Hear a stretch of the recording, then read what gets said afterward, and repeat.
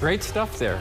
Starry night. Are we in for one tonight? Or we still got clouds around today for what, the third, fourth day in a row? Yeah, you know what? I do think we're going to have some clouds heading into the night. Maybe later on in the night they start to part. But you know what? I'd hit the hay. Don't wait up to look at stars tonight. Don't worry, we won't.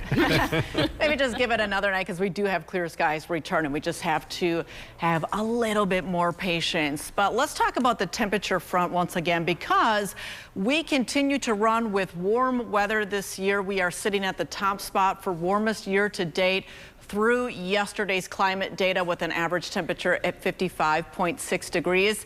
It's hard to not notice that most of these warmest years have been in recent history, and this one continues that trend.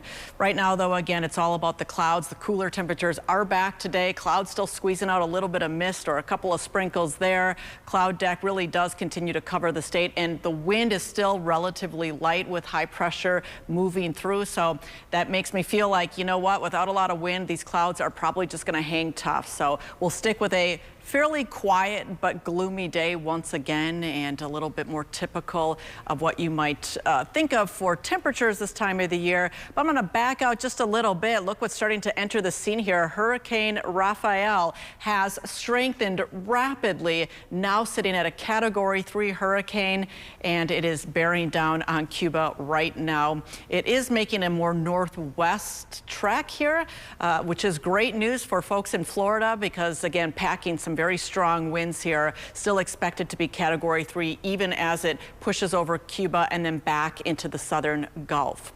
As we then push it through Thursday, it'll start to weaken a little bit, even more so on Friday. So that's good news for folks in Texas and Louisiana there. So we'll keep a watch on it, but that does not look to provide major problems here for the continental U.S. Meanwhile, back closer to home temperature-wise, we're sitting on either side of 50 degrees. Again, lots of clouds out there. 50 on the dot for Racine, 53. It looks to be the warmest spot right now, that in Kenosha, but some upper 40s are also across our southern spots. Same deal back across central locations from Jefferson County through Waukesha County. Lots of 40s there, although 51 in Mukwonago, 50 in Brookfield and Milwaukee, 53 another one of the warmer spots if you're tuning in from Brown Deer right now.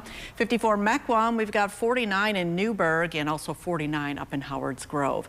Again, rest of your day, ReadyCast is a little bit more optimistic about the clearing trend. I do think we're going to stick with a lot of clouds, so you can take that for what it's worth, although we should be on a drying trend here through the afternoon, and maybe we do get a couple peaks of sunshine right before sunset, which is now coming in quite early.